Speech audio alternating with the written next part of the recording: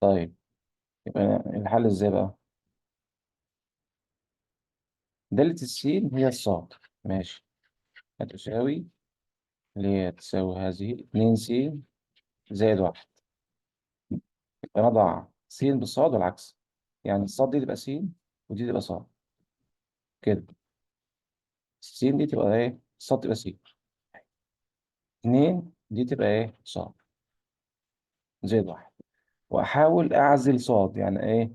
اخلي صاد لوحدها في طرف والسين والارقام في الطرف التاني. طيب بقى نعمل ايه بعد كده؟ فهنقل الموجب واحد بإشارة مخالفة ورا أو خلف السين هنا.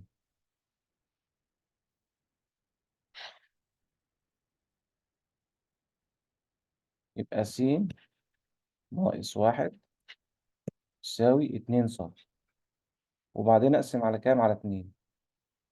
هنا على اتنين، هنا على اتنين، هنا على اتنين. دي فيها الواحد. يبقى الصاد تساوي سالب واحد على اتنين، وهنا س على اتنين. هي دي الدالة العكسية للدالة س. فبنسميها دال سالب واحد س. دال أس سالب واحد س. هي دي الدالة العكسية للدالة دي.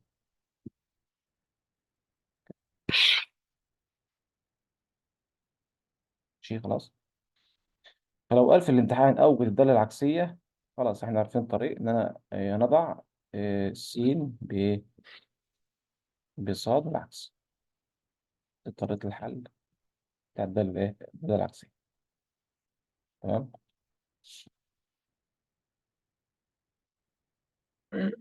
طبعا علشان يكون لها دالة عشان تكون الدالة لها دالة عكسية لابد تكون أحادية. تمام. أحادية يعني إيه؟ يعني كل عنصر طب عنصر واحد، كل عنصر طب عنصرين.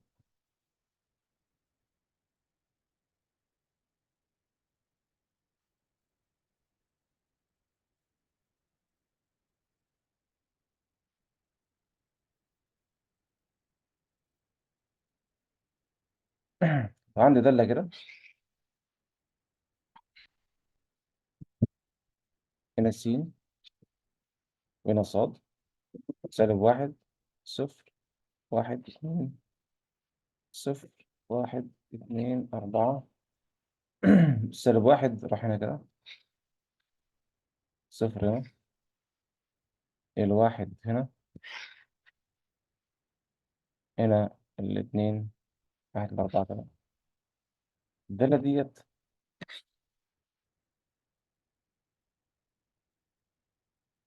لا يمكن إيجاد الدالة العكسية لها لأنها ليست أحادية.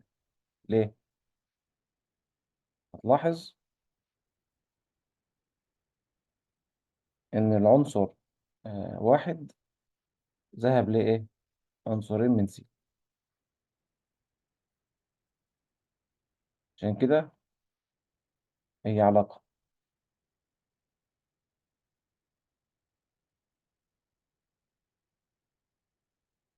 عشان كده لا نستطيع إيجاد الدالة العكسية. لكن لو كانت كده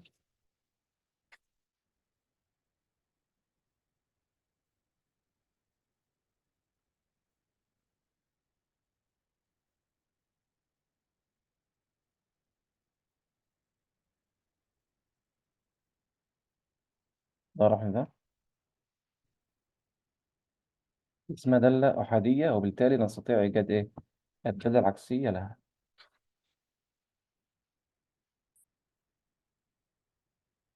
هذه الدالة ليست أحادية. ليه؟ في عنصرين من س ذهبوا لعنصر واحد، ما ينفعش كده، كده مش أحادية. لكن هنا لا، كده إيه؟ تمام كده منضبطة. العنصر ده راح للعنصر ده مثلا، وده راح لده، كل عنصر راح لواحد. يعني مش حاجة متكررة هنا في صاد. هنا معرفش أجيب الدالة العكسية للدالة دي، لكن هنا ممكن أجيب الدالة الإيه؟ لكن هنا ممكن أجيب الدالة العكسية بسهولة. ده طبعا نشوفه حالا في الإيه؟ الأمثلة يعني.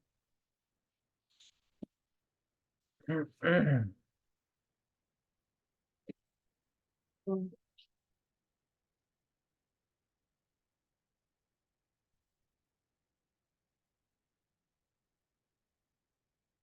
لي هنا إيه سؤال كده. أوجد الدالة العكسية، وهديك مسار مثلا مثلا إيه، طائرة، ندال س،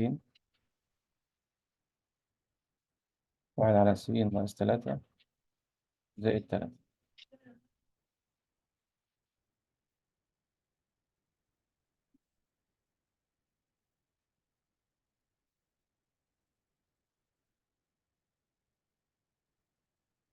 فالحل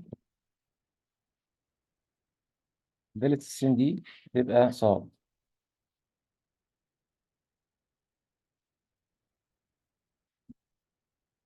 تساوي واحد على س ناقص تلاتة زائد تلاتة. من هنا بقى نبدل أو نضع كل س بصاد والعكس.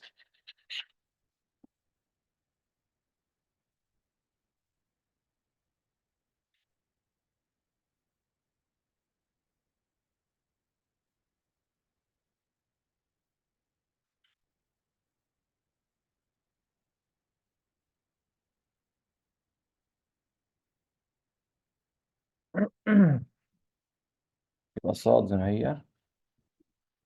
لا نبدلها بقى، بس نبدلها س تساوي واحد على مكان السين دي يبقى صاد ناقص تلاتة زائد تلاتة. يعني دلوقتي هنحاول نعزل صاد، نخليها الوحيدة في طرف وكل الأرقام والسين في طرف تاني. هننقل دي هنا كده تبقى س ناقص تلاتة بعكس الإشارة تساوي واحد على صاد ناقص تلاتة. ماشي، بعد كده نعمل إيه؟ ممكن نكمل هنا كده س ناقص تلاتة، ممكن نبدلها تكون مكان دي كلها، وصاد ناقص تلاتة تطلع مكانها. تبقى صاد ناقص تلاتة هنا كده تساوي واحد على س ناقص تلاتة. طب بعد كده هنقل يعني الصاد تساوي واحد على س ناقص تلاتة زائد تلاتة. طبعا الصاد دي تمثل الدالة العكسية، دالة سالب واحد س، أو الدالة العكسية هي واحد ناقص س ناقص تلاتة زائد تلاتة. طيب هنا نلاحظ أن إيه؟ الدالة هي نفسها نفس المسار. يعني المسار ده ملوش مسار عكسي، هو مسار واحد، ما ينفعش نجيب له مسار عكسي، هيطلع هو بالظبط. تمام، يطلع هو بالضبط. نستنتج أن الدالة العكسية هي نفسها. لو قال لي في الامتحان اثبت أن الدالة العكسية دي هي نفسها، خلاص نفس الطريقة دوت، بدلنا كل سين بصاد والعكس.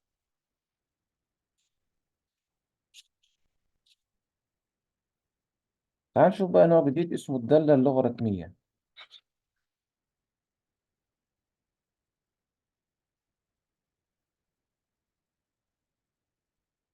الدالة اللوغاريتمية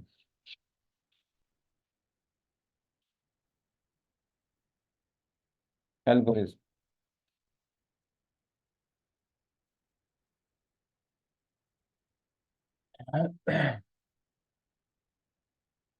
ايه الحكاية ديت؟ حكاية تقول لك مثلا 2 أس 3 دي معناها كام؟ 2 2 2 تساوي 8.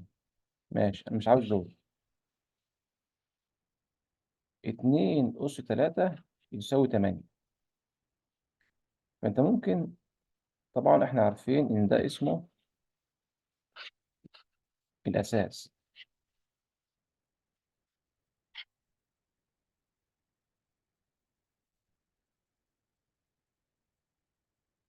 ده اسمه الأس. ده العدد الناتج من 2 أس إيه؟ 3. ماشي. طيب هي بقى الحكاية بتاعت الدالة اللوغاريتمية دي أو اللوغاريتم ده جه منين أساسا؟ إيه حكاية اللوغاريتم دي؟ هو يعني ممكن أقول إيه الحاجة اللي هي تكون أساسها 2 تعطي 8؟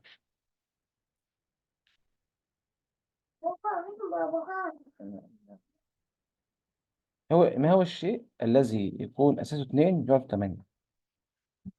2 يعطي 8 أكيد 3. إزاي دي؟ يعني 2 أس 3 يعطي 8؟ أيوه. فبنقول لوغاريتم 2 يعني ما هو الشيء اللي أس 2 أس إيه يقعد 8؟ أكيد 3. يعني اللوغاريتم دي معناه إيه؟ إيه هو الشيء اللي أحطه فوق الاتنين زي دي كده بحيث يكون ناتج 8؟ أقول 3 يساوي 3. لوغاريتم 2 8 فأقول له كام؟ 3. لوغاريتم الأساس 2، طبعا الأساس اسمه 2، العدد 8 أكيد 3. تقرأ بقى كذا: لوغاريتم الأساس 2 للعدد 8 يساوي 3. دي قراءة الإيه؟ لوغاريتم. طيب كمان شكل كده عشان نفهم الحتة دي. لو قلت مثلا 3 أس 2 بكام؟ عبارة عن 3 ضرب 3 يقعدوا 9. ماشي. أنا عاوز بقى أكون إيه؟ طبعا دي دالة أسية لأن فيها أسين. ده يسمى الأساس.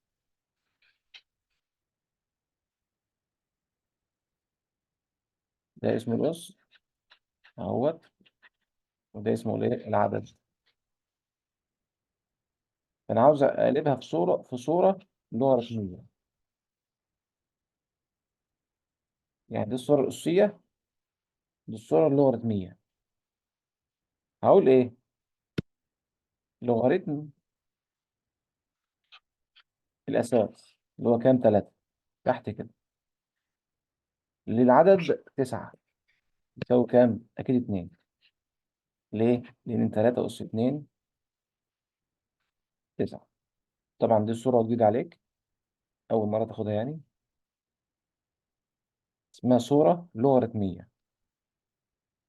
طبعا احنا أخدنا قبل كده الصورة الإيه؟ الأسية اللي هي كده 2 أس 3 معناها 2 في 2 في 2، أو 3 أس 4 معناها 3 في 3 في 3 في 3 كمان تديني 81، أو 5 أس 2 معناها 5 في 5، أو 6 أس 2 معناها 6 في 6.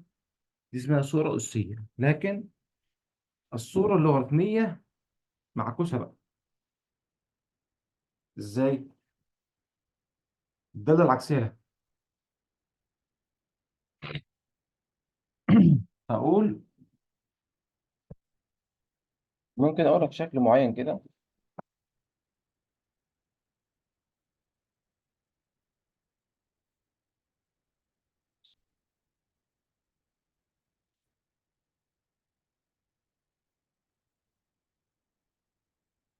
لوغاريتم الأساس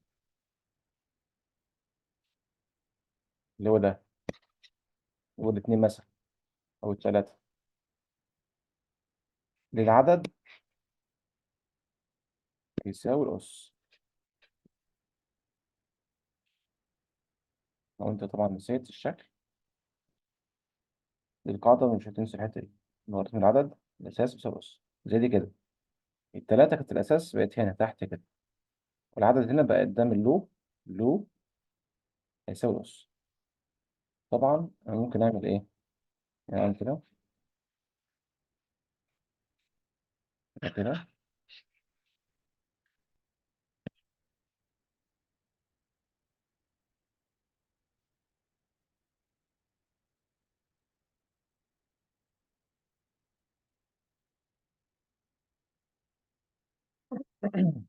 لغاية من عدد الأساس يساوي الأس. ماشي. طيب إزاي بقى نرسم الدالة ديت؟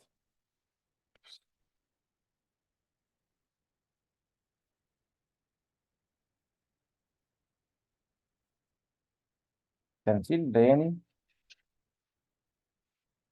الدالة اللوغاريتمية.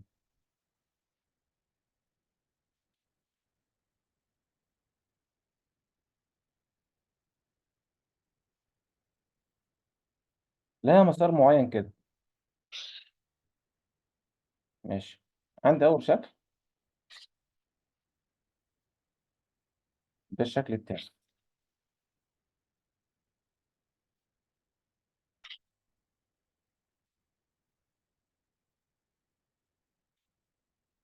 طبعا الدالة إيه؟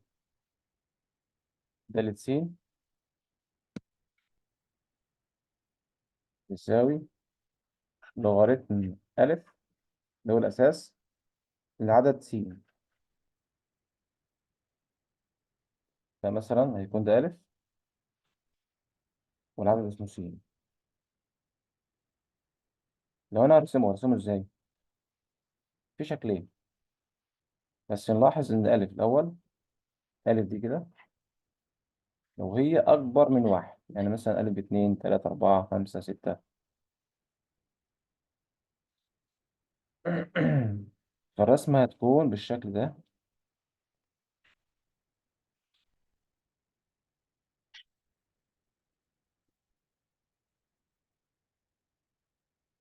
ده محور السين، ده محور الصاد.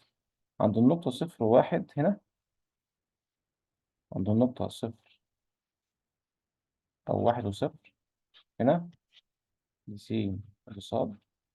هيكون منحنى الدالة بالشكل ده كده، هيطلع معاك كده كده باختيار أي قطعة كده.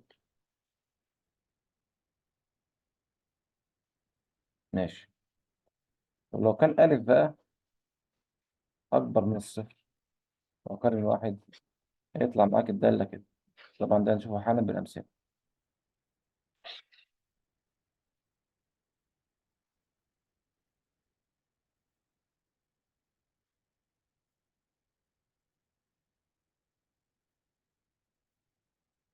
برضه هنا عند النقطة واحد وصفر،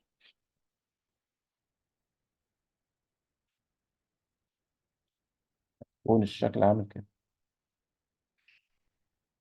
العكس.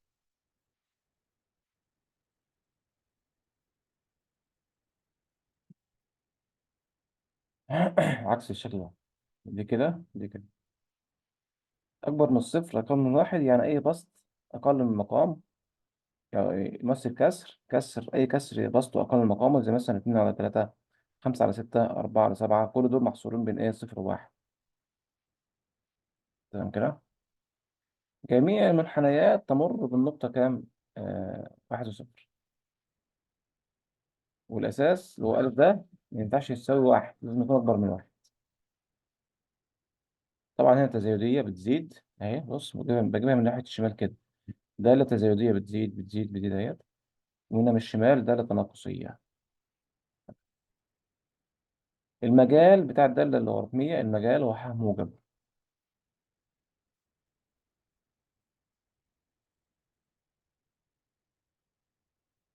المجال ح موجب، لأنه بياخد إيه؟ جزء من أول إيه؟ الواحد كده، الجزء ده كله كده ح موجب. برضه بياخد الجزء ده كله كده ح موجب. طيب تعال نشوف كده السؤال بيجي إزاي.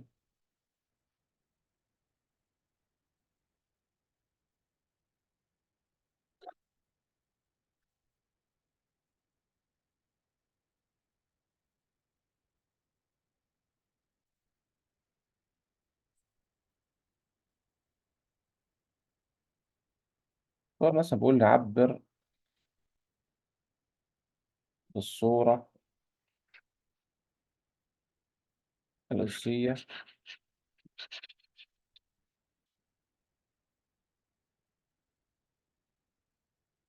مكافئة.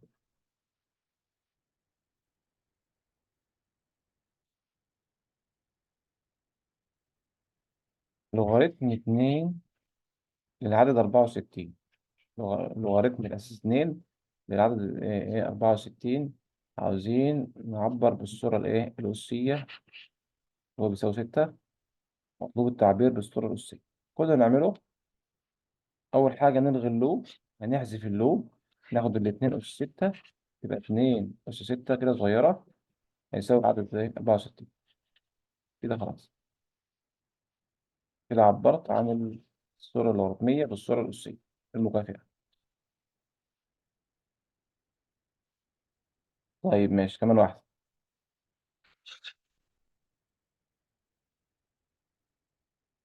لوغاريتم 3 1/27 يساوي -3. هنعمل إيه؟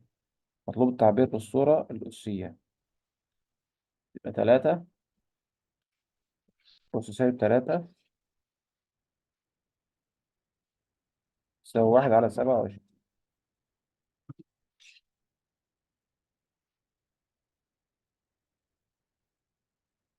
ده خلاص.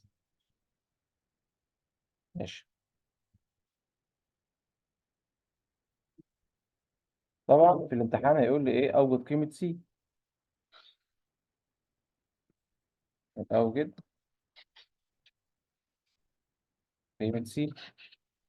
لوغاريتم 2 لعدد س يساوي -4. يا ترى س بكام؟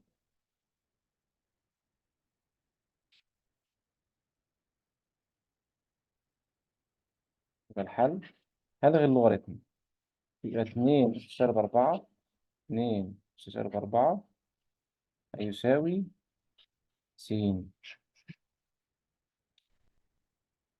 طبعا لما أحسب دي يبقى الحاسبة. يبقى السين تطلع بكام؟ 1/16. يبقى الحمد لله أنا كده حصلت على قيمة السين اللي هو كان عاوزها.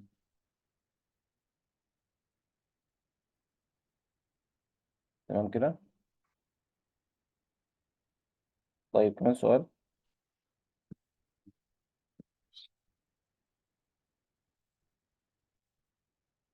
لوغاريتم س هنا 7 س تساوي 2. مطلوب قيمة س.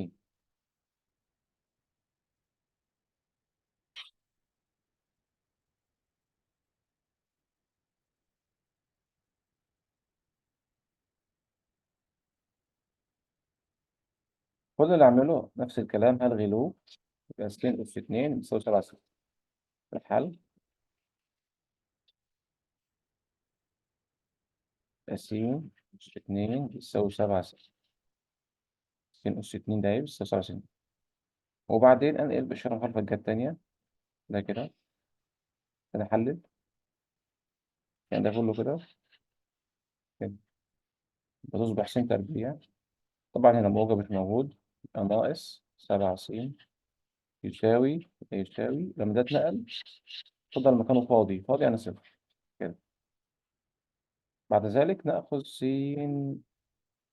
من هنا مشترك، وأيضا من هنا مشترك.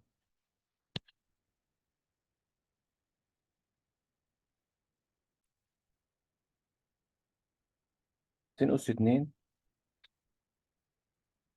تساوي 7 س. هنقلها هنا. يعني هنقل دي كلها كده. هي السبع س دي. هتلون اهي. 7 س هنقلها هنا اهو بالشرم قلب هنا كده. موجب س بس أنا 7 س. لما نقلت ديت هيتفضل مكانها فاضي. فاضي يعني صفر. المكان ده.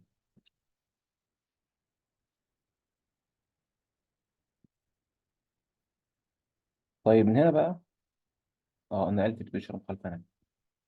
هنا هتلاقي في س. ناخد السين دي مشتركة من هنا ومن هنا. بس أس 2 ولا أس 1؟ لا، أس 1 مشترك. ماشي. ممكن ناخده مثلا هنا كده في المنطقة الواسعة دي. هنا كده.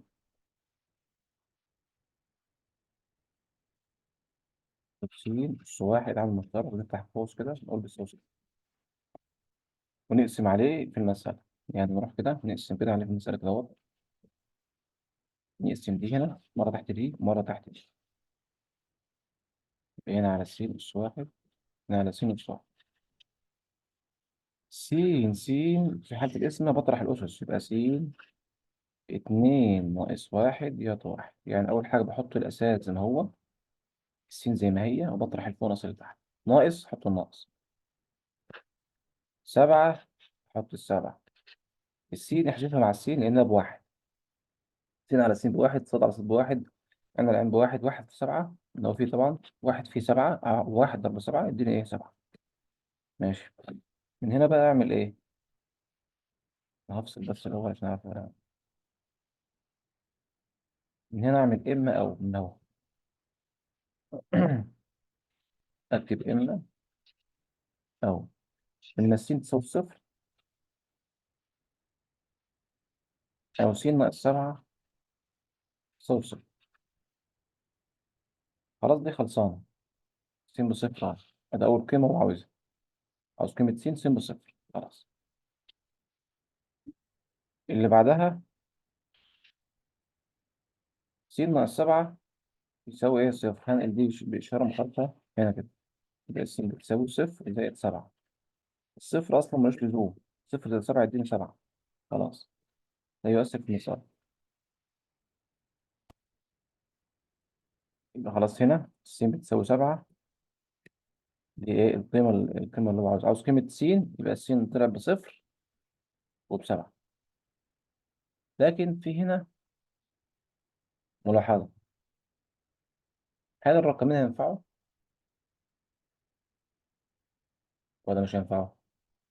يعني السين بتساوي صفر ده تنفع نحطها في الحل؟ أو السين بتساوي سبعة تنفع؟ تعال نشوف هنا كده. ممنوع نحط هنا اللوغاريتم صفر. ممنوع. تمام كده. أو حتى واحد. يعني ده مرفوض. كمان ممنوع نحط مكان السين دي أي سالب رقم. ممنوع برضه سالب رقم لأ. سالب واحد، سالب اتنين، سالب تلاتة لأ، ما ينفعش. لازم يكون أكبر من واحد أو محصور إيه بين الصفر والواحد، يعني نص ربع تلت خمس كده يعني. مرفوض. السين بيساوي صفر مرفوض. لكن ده مقبول. اه ممكن نحط مكان السين دي سبعة عادي، تمانية، تسعة. لكن صفر أو واحد أو سالب نص أو سالب واحد أو سالب أي عدد سالب لأ. ماشي.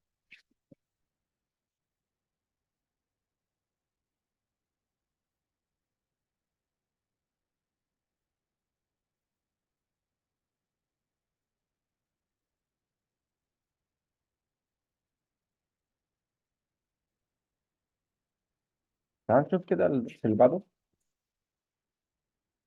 بعض خواص اللوغاريتمات.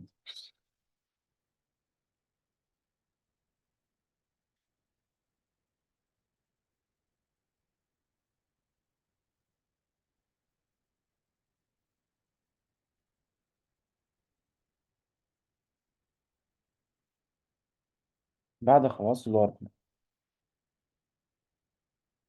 طبعا أنا عندي لازم أن يكون لو عندي مثلا، لو عندي لوغاريتم ألف وهنا ألف، لا ينتمي ألف هنا ينتمي لحاء موجب، بس من عدد واحد كمان. يعني ما اخدش صفر وواحد ولا حتى اخد سالب. ألف اللي هنا ده ما بياخدش إلا إيه؟ من أول اتنين، تلاتة. ممكن ياخد واحد ونص. يعني ممكن ألف ده ياخد واحد إيه؟ واحد ونص عادي. بس ما ياخدش واحد. ياخد كل الأعداد الحقيقية الموجبة إلا الصفر كمان واحد.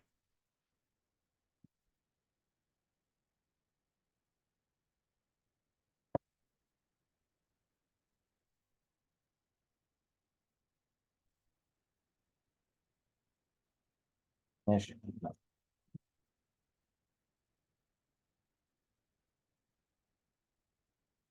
طب أقول إيه؟ هنا لوغاريتم ألف بالأساس ألف أو العد ألف هيساوي، احذف كله مع بعض بقى. احذف ده مع ده مع ده يدينا واحد، يعني ده يعطينا واحد. ده أول قاعدة من خواص الإيه اللوغاريتم. طبعا تحت الشرط ده.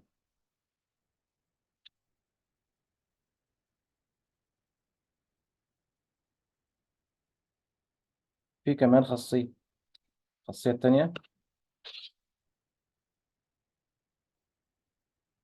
لوغاريتم ألف للأساس واحد يساوي صفر.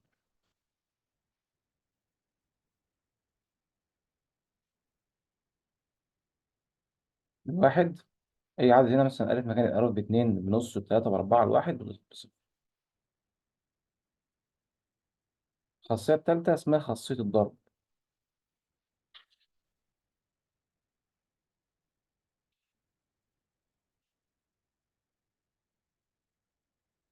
اسمها خاصية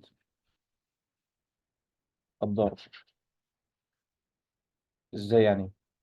لو قلت لك لوغاريتم ألف س ضرب صاد، إن هو فيه بس ما بتتكتبش، تساوي إيه؟ الضرب اتحول لجمع، يبقى لوغاريتم ألف س زائد لوغاريتم ألف صاد. اسمها خاصية الإيه الضرب. ماشي. طيب في لوغاريتم زي مثلا إيه؟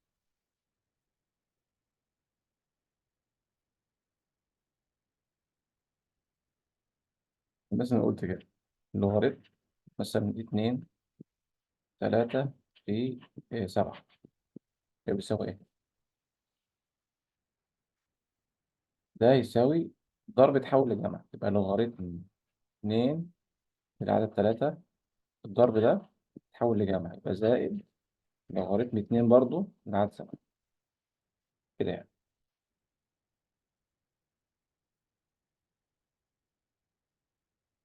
لكن خلي بالك في هنا إيه تنبيه أو ملحوظة يعني. لو قلت لك مثلا لوغاريتم س زائد ص، هل ينفع إن أنا أوزع لوغاريتم؟ لأ.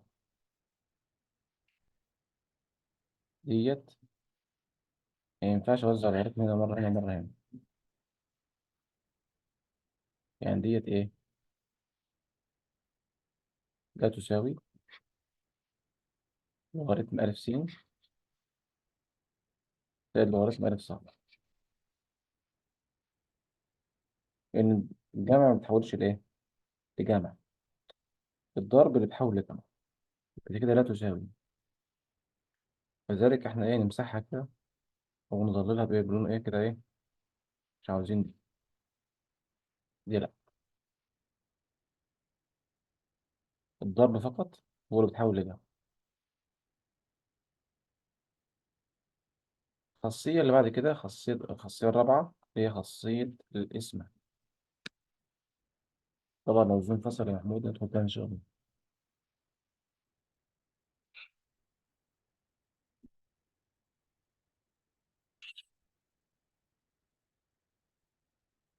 خاصية القسمة.